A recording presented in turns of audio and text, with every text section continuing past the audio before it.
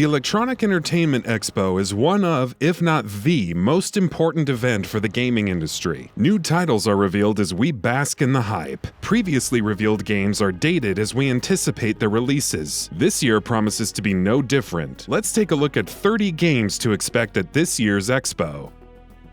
Gears 5. Even with Microsoft acquiring a number of studios last year, the Coalition's Gears 5 garnered tons of attention. Instead of JEDI Phoenix, the perspective shifts to Kate Diaz as she journeys to discover her origins. A larger scale, more varied environments, and deadly enemies await. But in all honesty, this will be our first time seeing more footage, along with more concrete details like a release date and multiplayer. Let's just hope the wait was worth it. Dying Light 2.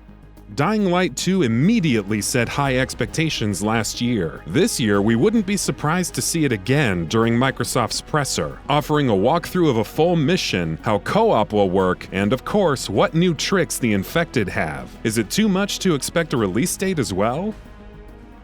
Final Fantasy VII Remake.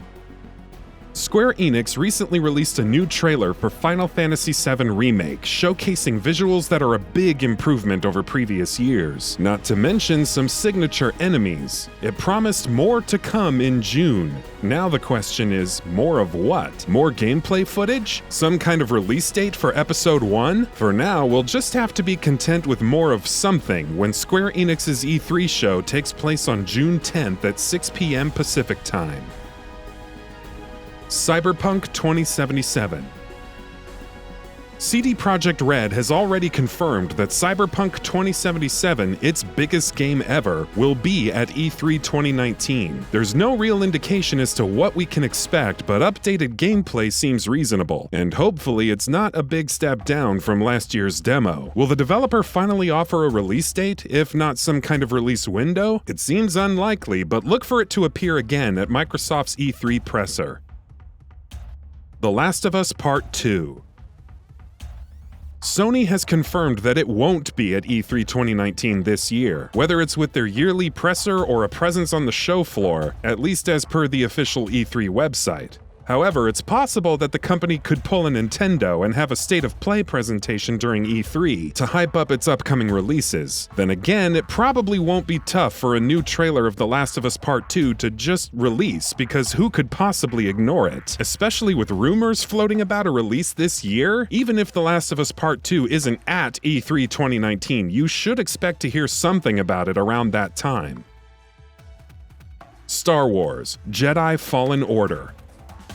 The first gameplay reveal of Respawn Entertainment's Star Wars Jedi Fallen Order will be coming during EA Play. The stickler is that EA won't be hosting a presser this year, and we highly doubt the developer's going to be in a random crowd somewhere with a display screen. You can expect to see it during one of the many streams that EA Play will have, with a trailer distributed online for the whole world. However EA chooses to do it, this will be their opportunity to prove that it can deliver compelling single-player titles. Borderlands 3. Yes, we get it. 4 new classes, 3 in-depth skill trees, lots of guns, multiple planets, etc., etc. Gearbox has a clear agenda for Borderlands 3 at E3 2019 though. It will showcase the endgame and how it will work. Will we go by the true Vault Hunter and Ultimate Vault Hunter systems of yore? Will there be other activities like random maps, greater rifts, and all that other good stuff? Time will tell, but we do know that raids are coming, so there's that. Halo Infinite. With Microsoft rumored to be showcasing its next-generation console at E3, expect Halo Infinite to have some kind of presence at the show. The announcement trailer at E3 2018 and subsequent updates seem to indicate that there's a long way to go yet, but we wouldn't put it past Microsoft to confirm the shooter for the next generation, or at least offer some new details on how the gameplay is shaping up. Ghost of Tsushima. Of the many open-world games revealed at E3 2018 and released thus far, Sucker Punch's Ghost of Tsushima still has a certain allure to it. The side missions, gorgeous visuals, and Kurosawa-esque atmosphere all seem too good to be true now. And with Sony skipping E3, any new information or details on Ghost of Tsushima seems doubtful. However, as with The Last of Us Part 2, it wouldn't be impossible to just drop the trailer while the expo is in progress. Give us some kind of release window as well, darn it. Nioh 2. Team Ninja's Nioh was a great Souls-like action RPG with loot, and it only made sense to announce a sequel. Though Nioh 2 was confirmed last year, there haven't been too many details aside from customizing one's character, having yokai powers, and being really hard. A proper gameplay demo at E3 2019 would be great, but it wouldn't be surprising if the sequel slipped into 2020, especially since the first game released in 2017. Werewolf, The Apocalypse, Earthblood. Space Hulk Tactics and Call of Cthulhu developer Cyanide hasn't seen too many developments with its upcoming Werewolf the Apocalypse Earthblood. That's the action RPG set in the World of Darkness tabletop setting, the same as Vampire the Masquerade, which will see a new title next year with Vampire the Masquerade Bloodlines 2. While we've heard about the publishing rights being acquired by Big Ben Interactive, very little has been discussed about the game since then. Thankfully, it seems that the game will be showcased at E3 2019. There's no word on whether attendees will be able to play the game, though. Control.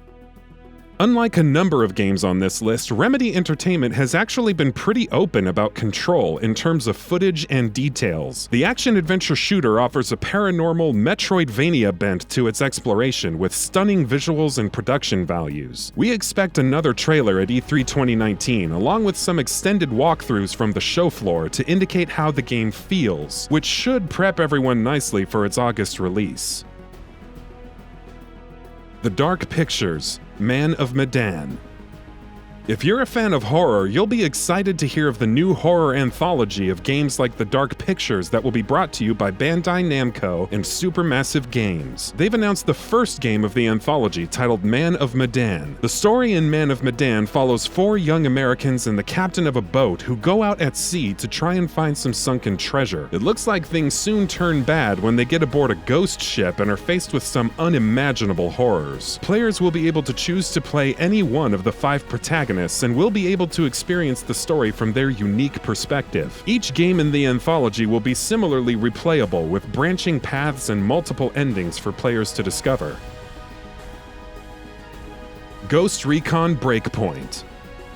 We'll be the first to admit that Ghost Recon Breakpoint looks kind of similar to Wildlands. However much the open world structure has been changed remains to be seen, but Ubisoft is tossing some unique wrenches into the works, like lasting injuries, camouflage while prone, popping smoke and lifting allies to safe places, and so on. Expect more of everything at Ubisoft's presser, from drones and raid teases to loot and solo gameplay. The Legend of Zelda: Link's Awakening Remake. Link's Awakening is probably one of the most underrated Zelda titles of all time. It first released on the Game Boy in 1993 and proved to be an amazing adventure, so to see it remade with an unconventional but still amazing visual style combined with a unique camera perspective and the same awesome gameplay, one can barely wait. Hopefully they'll announce a release date at E3. Luigi's Mansion 3. Nintendo's E3 Direct presentation is focused on Switch titles, and its recent fiscal report said that Luigi's Mansion 3 is still coming this year. It would thus make sense to see some gameplay at E3, if not a proper release window. Is autumn 2019 too much to ask? Probably, but we're intrigued to see how the mechanics and overall structure have evolved over its predecessors. Animal Crossing. There are plenty of high-profile titles coming to the Switch this year, and Animal Crossing might be viewed as just another addition to the pile. However, it's been nearly 6 years since we've had a true sequel. The Switch version has so much potential with functions like online and visiting player towns across the world. What Nintendo chooses to do remains to be seen, but we're still hyped. Lord of the Rings: Gollum. Daedalic Entertainment is treading new ground with Lord of the Rings: Gollum, an adventure title that focuses on the conflicted creature of the films. Set during the Fellowship of the Ring, the title will focus on Gollum's journey before meeting Frodo. It's a ways off, with a release date of 2021 for PC and all relevant console platforms at the time, but as an adventure game, it could be one of the more standout titles at E3. Ori and the Will of the Wisps. It's been a while since Moon Studios offered any updates on Ori and the Will of the Wisps, its new Metroidvania platformer. Last year's trailer showcased quite a bit in terms of gameplay, environments, and enemies, but we still have no confirmation on its release date or progress. With a 2019 release window still attached, an actual release date at Microsoft's presser makes sense. Let's just hope they deliver. Pokémon Sword and Shield. Pokémon Sword and Shield is a core Pokémon RPG and in many fans' eyes the first true Pokémon experience for the Nintendo Switch. This doesn't completely negate Pokémon Let's Go Pikachu and Let's Go Eevee, but Pokémon Sword and Shield will feature brand new starters, a large new region, incredible visuals, and new Pokémon to collect. It's out in late 2019, and while we don't count on Nintendo narrowing that down at E3, it certainly wouldn't hurt. Skull and Bones. Ubisoft's Skull and Bones has been pretty dormant since its delay last year. We're noticing a pattern here. The multiplayer naval battling title seemed like an ambitious project, one that understandably needed more time to cook. It's now a question of whether it'll release this year or make way for Ubisoft's other rumored titles like Watch Dogs 3 and Splinter Cell as it slips into 2020. Either way, the publisher is going to have to do a lot to reconvince us that it's worth waiting for. Fire Emblem: Three Houses. Honestly, there's not much more we expect Nintendo to showcase for Fire Emblem: Three Houses. Character videos are released on a regular basis. The release date is already known, July 26th. A new trailer advertising the game is expected, but don't go in expecting something crazy, except maybe a Season Pass announcement. Spelunky 2. After an announcement at Paris Games Week 2017, Derek Yu's Spelunky 2 has seemingly pulled a vanishing act. We know it's coming and that it'll be on PS4 and PC, but that's it. The same underground platforming with trap-filled caverns is a given, along with some nifty water physics. But really, if there was ever a time to re-reveal the game and provide a release date, it would have to be E3. Battletoads.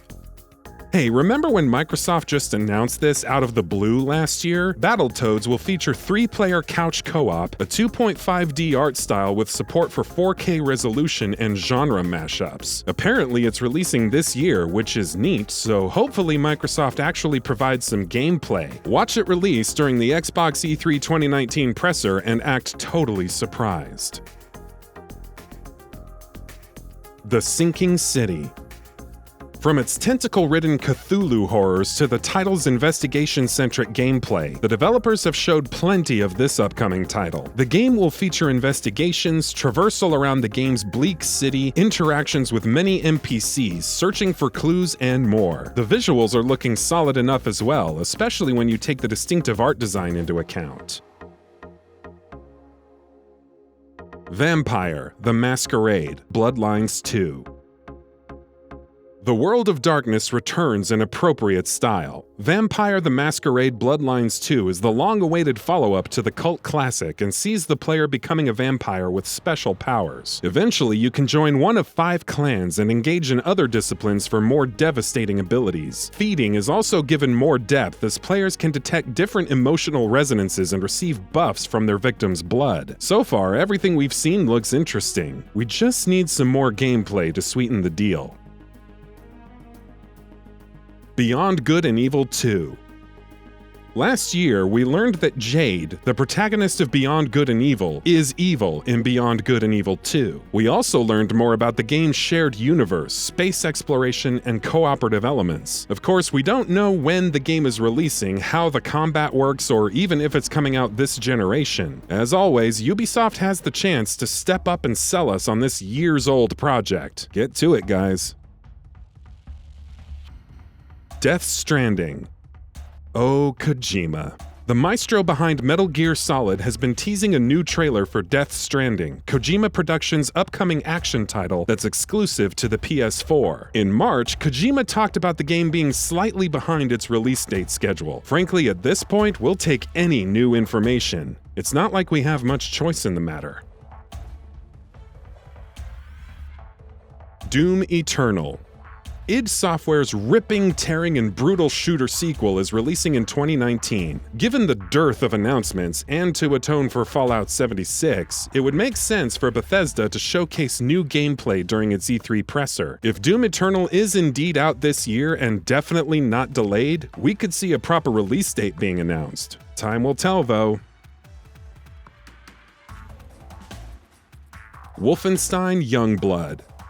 Machine Games is teaming up with Arcane Studios on Wolfenstein Youngblood, a first-person shooter which meshes the former's shooting with the latter's exploration and environment design. The story sees BJ Blazkowicz's twin daughters, Jessica and Sophia, embarking on a journey to find the hero, and maybe liberate France while they're at it. But we haven't seen how co-op, playing solo with the AI, or even the non-linear mission order will work. Maybe Bethesda will show us more and cut Fallout 76 entirely from the show. We can certainly hope. And that about does it for this video. If you enjoyed what you watched and want to see more from GamingBolt, please hit the subscribe button. Also, don't forget to switch on the notifications bell icon next to it. That way you'll never miss any of our videos. Thanks for watching.